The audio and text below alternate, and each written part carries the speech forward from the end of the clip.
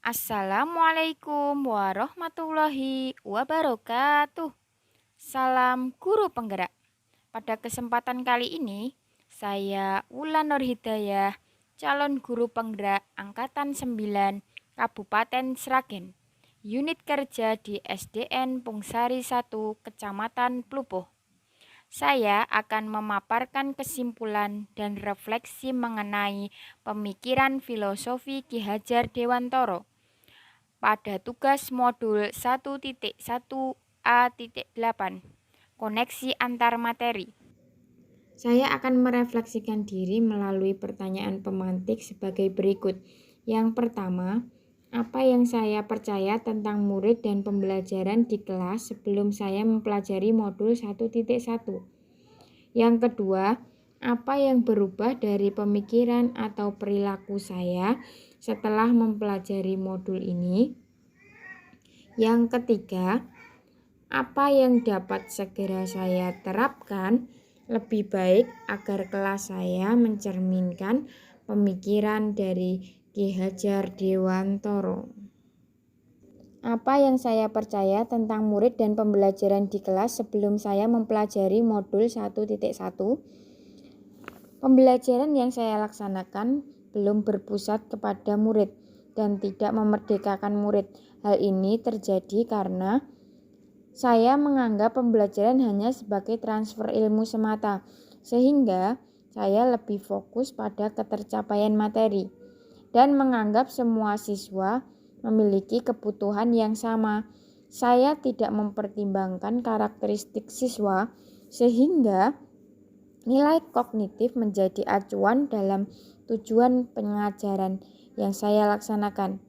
Pembelajaran dianggap berhasil jika murid telah mencapai nilai KKM. Akibatnya, pengajaran berpusat pada guru. Guru lebih mendominasi aktivitas di dalam kelas, sehingga murid tidak memiliki kesempatan untuk berperan aktif. Apa yang berubah dari pemikiran atau perilaku saya setelah mempelajari modul ini? Setelah saya mempelajari modul ini, saya akhirnya memahami bahwa pembelajaran bukan hanya sekedar transfer ilmu, melainkan menuntun dan memerdekakan siswa untuk dapat menumbuh kembangkan potensi yang dimiliki sesuai minat dan bakat siswa. Saya juga seharusnya memperhatikan semua aspek pembelajaran, seperti spiritual, sosial, budaya, kognitif, afektif, dan psikomotor. Selain itu, sebagai pendidik, saya juga perlu memberi ruang kepada murid sebagai subjek pembelajaran, seperti memberi kebebasan berekspresi dan berkreasi, mengemukakan pendapat, serta memilih cara belajar. Apa yang dapat segera saya terapkan lebih baik agar kelas saya mencerminkan pemikiran Ki Hajar Dewantoro? Untuk memperbaiki sistem pengajaran yang saya laksanakan, saya akan menerapkan beberapa strategi yang sesuai dengan pemikiran Ki Hajar Dewantoro. 1. Mengenali dan memahami karakteristik siswa dan memberikan pengajaran yang sesuai dengan kebutuhannya. 2. Menggunakan metode pembelajaran yang bervariasi, inovatif, dan kreatif dengan memanfaatkan teknologi dalam pembelajaran. 3. Merancang dan menerapkan strategi pembelajaran yang sesuai dengan kodrat alam maupun kodrat zaman, serta relevan dengan konteks kebudayaan. 4.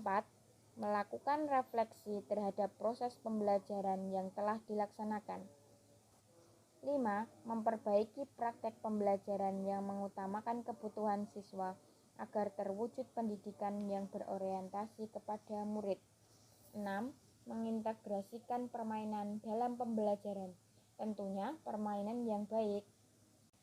Kesimpulan yang dapat saya ambil adalah dasar-dasar pemikiran Ki Hajar Dewantoro harus dapat kita terapkan dalam proses pembelajaran di kelas.